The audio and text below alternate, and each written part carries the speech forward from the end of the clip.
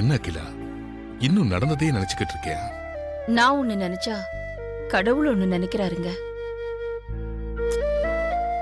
எனக்கு என்ன பண்றதுன்னே தெரியல. நீ என்ன சொல்ற? பார்வதிய வீட்டை விட்டு வெளியில அனுப்ப எனக்கு ஒரு சந்தர்ப்பத்தை ஏற்படுத்தி கொடுன்னு நான் அந்த கடவுள்கிட்ட வேண்டிக்கிட்டு இருக்கேன்.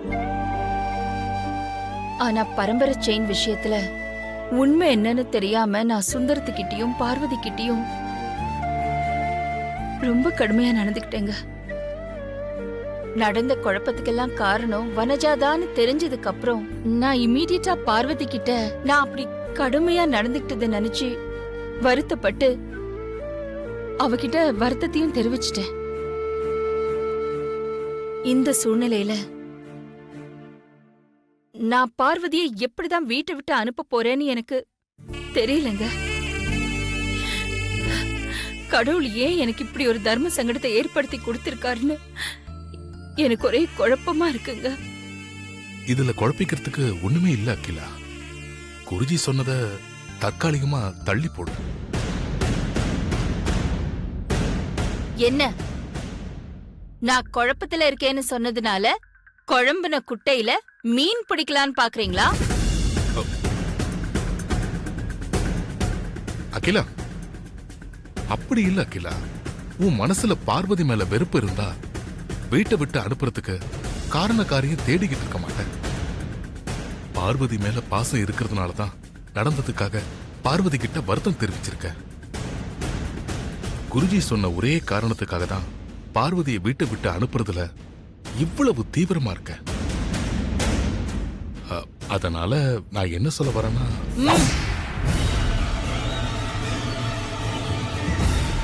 நீங்க ஒண்ணு சொல்ல வேண்டாம். எதை எப்படி செய்யணும்னு எனக்கு நல்லாவே தெரியும்.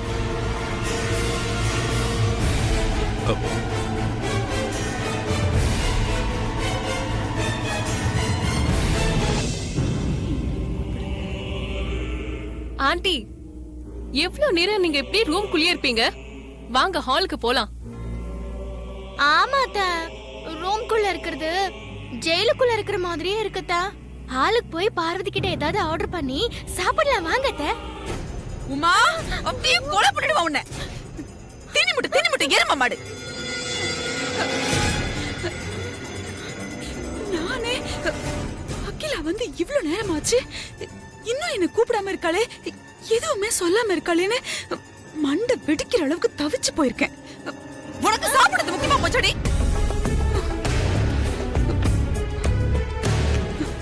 அந்த சமையல்காரிய காருக்குள்ள வச்சு கொலை பண்ண பார்த்ததுக்கு அகிலா அதிரடியா போலீஸ் வர வச்சு என் கைக்கு விலங்கு மட்டும் ஜெயிலுக்கு அனுப்ப பார்த்தாடி. அப்படிப்பட்டவளுக்கு இப்ப நான் தான் பரம்பரை செயினை எடுத்து வச்சுக்கிட்டு இவ்வளவு தூரம் எல்லாரையும் சுத்தல்ல விட்டுருக்கேன்னு தெரிஞ்சதுக்கு அப்புறமும் எதுவுமே சொல்லாம இவ்வளவு அமைதியா இருக்கான்னா, இந்த அமைதிக்கு பின்னாடி எவ்வளவு பெரிய புயல் வரப்போகுதுன்னு தெரியலையே. அத நினைக்க நினைக்க எனக்கு மண்டையே வெடிக்கிற மாதிரி இருக்கு. நீ என்னடனா ஜெயிலுக்கு அனுப்பிடுவா நான் சொல்றேன். ஜெயிலுக்கு அனுப்பிடுவான்னு சொல்றேன்.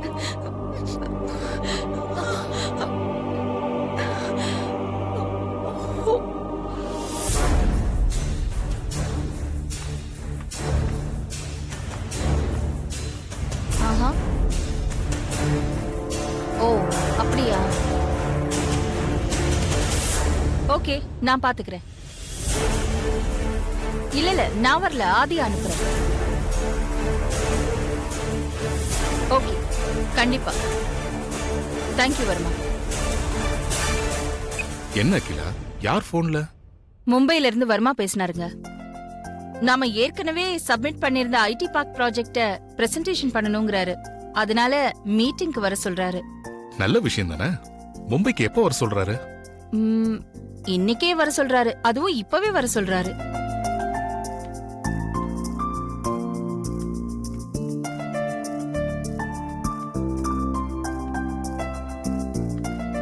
ஆதி,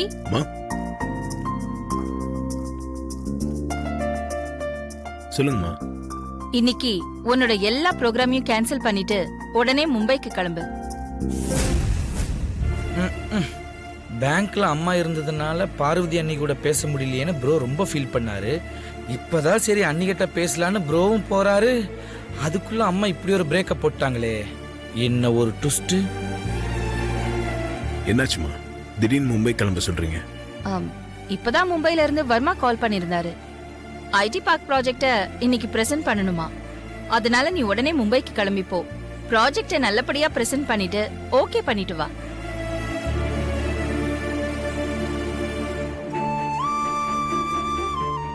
என்ன ஆதி, என்ன இவ்ளோ யோசிச்சுட்டு இருக்க?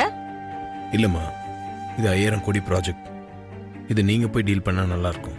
இந்த மாதிரி பெரிய ப்ராஜெக்ட் எல்லாம் நீ டீல் பண்ணி சக்சஸ்ஃபுல்லா முடிச்சிருக்க ஆதி. அப்புறம் இதுல உனக்கு என்ன தயக்கம்? எனக்கும் மேல நம்பிக்கை இருக்கு. நீ எதுக்கும் கவலைப்படாம உடனே மும்பைக்கு கிளம்பு. சரிம்மா. All the best. தேங்க்யூம்மா.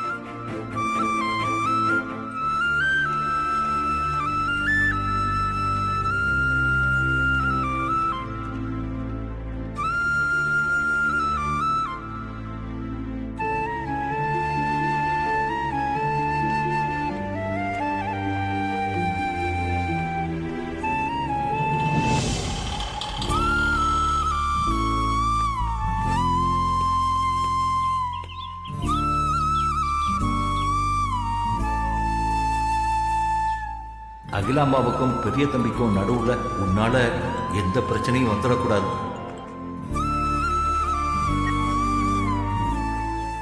ரிங் போயிட்டே இருக்கு, கால் அட்டன் பண்ண மாட்டேங்கிறல.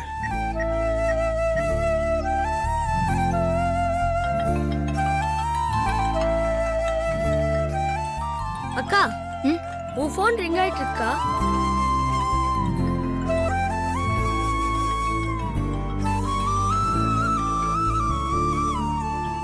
அக்கா, மாமா தானக்கா கூப்பிடுறாங்க. அப்புறம் ஏன்க்கா நீ கால் அட்டன் பண்ணாம பாத்துட்டு இருக்க? இந்தாக்கா அட்டன் பண்ணி பேசு. இல்லடா கணேசா, இனிமே நான் பெரிய கூட பேச போறதில்ல.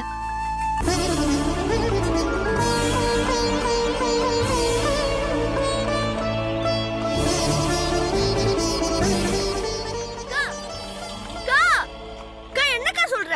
ஏன்க்கா இனிமேல் நீ பெரிய கிட்ட பேச மாட்டேன்னு முடிவெடுத்த? சொல்லுக்கா. அப்பா கோவில்ல என்ன சொன்னார்னு கேட்டல்ல. இத்தனை நாளா பெரிய விஷயத்துல அப்பா பேச்ச கேட்காம நான் அவரை ஏமாத்திட்டு இருந்தேன். இனிமே அப்பாவை என்னால ஏமாத்த முடியாது. அவர் பேச்ச கேட்டு நடந்துக்கலாம் நான் முடிவு பண்ணிட்டேன். அக்கா, அக்கா ப்ளீஸ்க்கா, நீ ஏதோ அவசரப்பட்டு முடிவெடுத்த மாதிரி எனக்கு தெரியுதுக்கா. அக்கா ப்ளீஸ்க்கா, சொல்றத கேளுக்கா. அக்கா ப்ளீஸ்க்கா, நான் சொல்றது ஒரு நிமிஷம் காது கொடுத்து கேளுக்கா. அக்கா. இல்லடா கணேசா, நான் நல்லா யோசிச்சு தான் இந்த முடிவுக்கு வந்திருக்கேன். இதெல்லாம் சரிப்பட்டு வராதுடா. இத்தனை நாள் போனதெல்லாம் போகட்டும். இனிமே நான் பெரிய கூட பேசவும் மாட்டேன், பழகவும் மாட்டேன்.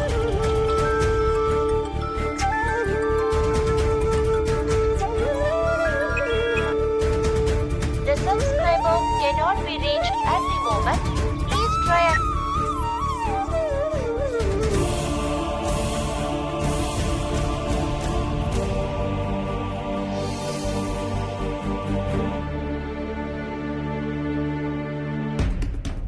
அம்மா இருந்ததால பேங்க்ல சரியா பார்வதி கிட்ட பேச முடியல.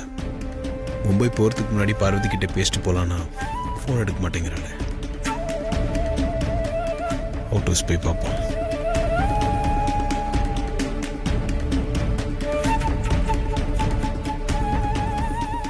வீடு பூட்டிருக்கு, இன்னுமா பேங்க்ல இருந்து வரல.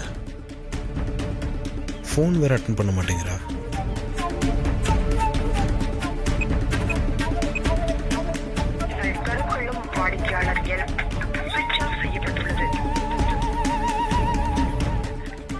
என்னாச்சுன்னு தெரியலையே, ஃபோன் வேற சுவிட்ச் ஆஃப்னு வருது.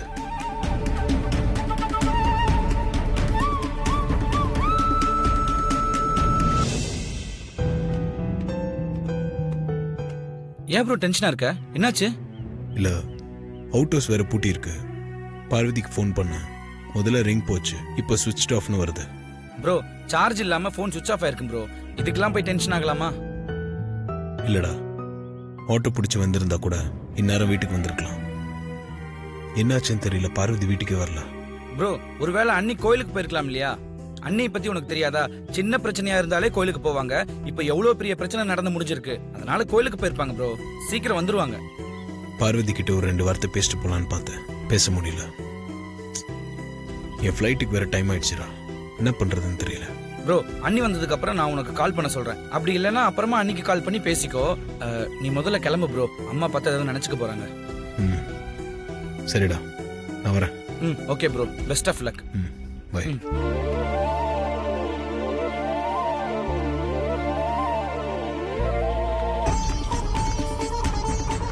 அக்கா பெரிய கிட்ட பேசாம நல்லா இருந்துட முடியுமாக்கா? இருக்க முடியாதுதான். ஆனா அப்பாவுக்காக இனிமே நான் அப்படி இருந்துதான் ஆகணும். வேற வழி இல்லடா கணேசா. உன்னோட இந்த முடிவுக்கு மாமா நிச்சயமா சம்மதிக்கவே மாட்டாருக்கா. எனக்கு நம்பிக்கை இருக்கு, நீங்க 2 பேரும் நிச்சயமா ஒண்ணு சேருவீங்கக்கா. இந்த உலகத்துல யாராலையும் உங்களை பிரிக்க முடியாதுக்கா.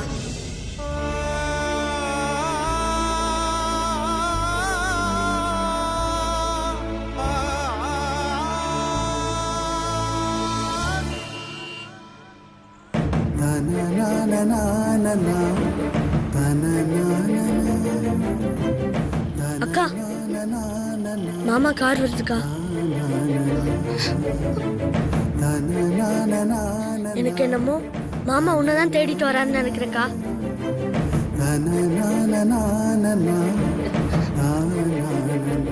அக்கா அக்கா என்னக்கா பண்ற? அக்கா அக்கா என்னக்கா பண்ற? எங்கக்கா என்ன கூட்டு போற? அவர் கண்ணுல நாம படக்கூடாது. கார் கிராஸ் பண்ற வரைக்கும் நாம இங்கேயே இருப்போம். அக்கா வேண்டாம்க்கா, சொன்னா கேளுக்கா.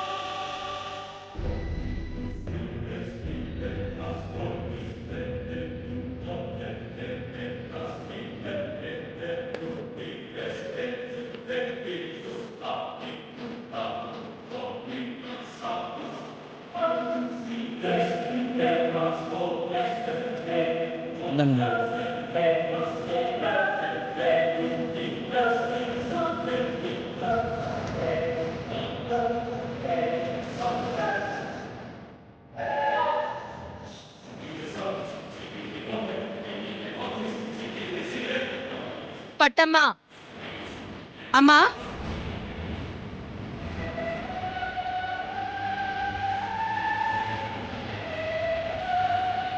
அம்மா, நான் கூப்பிட்டேன்னு சொல்லி வனஜாவை கூட்டிட்டு வா. சரிங்கம்மா.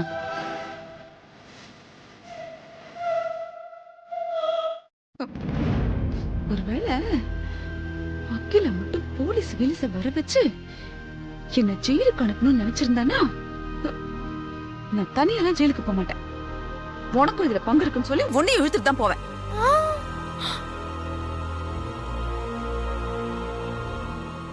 அம்மா, உங்களை அம்மா கூப்பிடுறாங்கம்மா. கூப்பிட்டா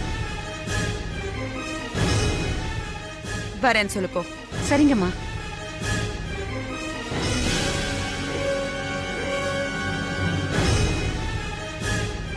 அத்தை, நீங்க சொன்ன மாதிரியே பெரியத்த போலீஸ வரவழைச்சு உங்களை ஜெயிலுக்கு அனுப்பிடுவாங்களா அத்தை?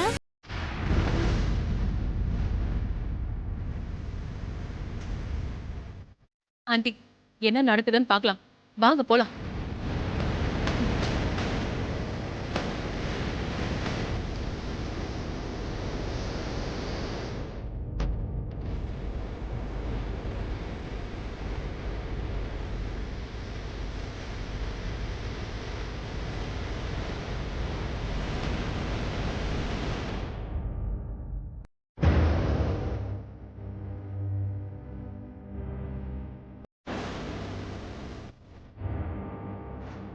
பார்வதி, பட்டம்மா, எல்லாரும் வாங்க.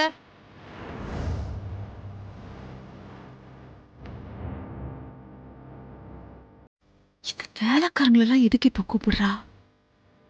என்ன பண்ண போறான்னு தெரியலையே.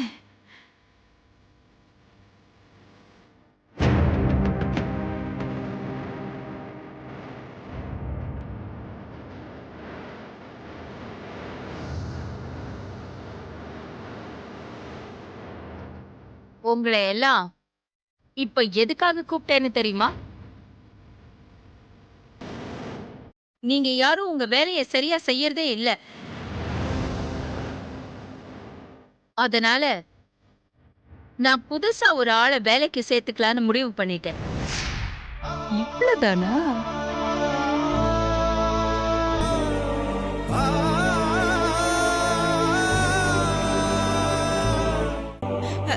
சரியான முடிவுக்கா.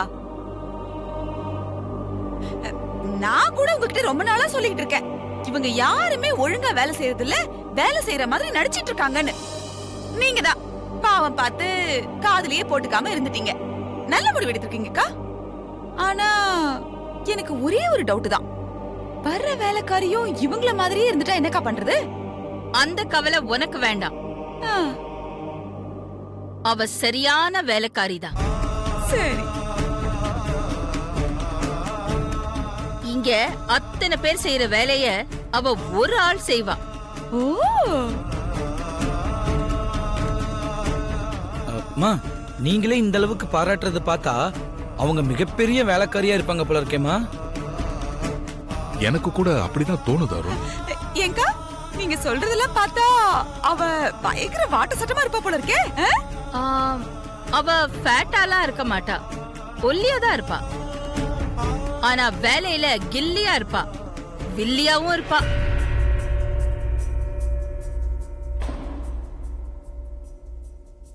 யார சொல்றா இவ? இவ குடுக்கற க்ளூ எல்லாம் பார்த்தா எங்கேயோ இடிக்குதே. அந்த வேலைக்காரி உடனே பார்க்கணும் போல இருக்கே. அந்த வேலைக்காரி எப்ப பெரியத்த வருவாங்க? அந்த வேலைக்காரி ஏற்கனவே வந்துட்டா. அவ இங்கதான் இருக்கா. இங்க இருக்காளா?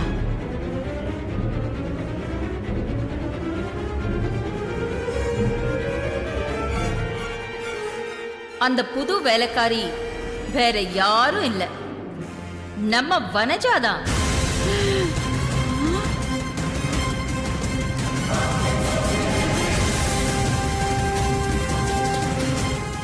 திருட்டு கேஸ்ல நான் உன்னை ஜெயிலுக்கு அனுப்பலாம், ஆனா நீ திரும்பி வரும்போது திருந்தி வருவேங்கிற நம்பிக்கை எனக்கு இல்ல.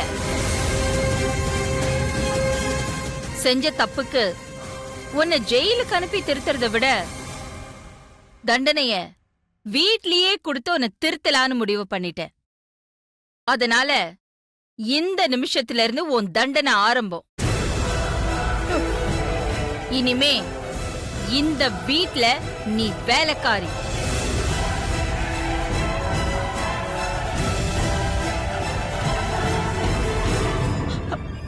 அக்கா, அதெல்லாம் வேணாக்கா. நான் ஏதோ தெரியாம தப்பு பண்ணிட்டேன். நான் மனசு வருந்தி சொல்றேன். இனிமே நான் அந்த மாதிரி எந்த தப்பும் பண்ண மாட்டேன். என்ன மன்னிச்சிருங்கக்கா. இத கேட்டு கேட்டு என் காது புளிச்சு போச்சு. இத பார், உனக்கு வேலைக்காரியா இருக்க விருப்பம் இல்லைன்னா இந்த நிமிஷமே இந்த வீட்டை விட்டு மட்டும் இல்ல, இந்த நாட்டை விட்டே போலாம்.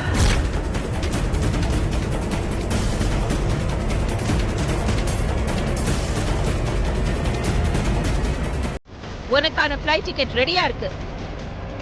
வெளிநாட்டுல இருக்கிற புருஷன் பிள்ளைங்களோட போய் இருந்துக்கோ.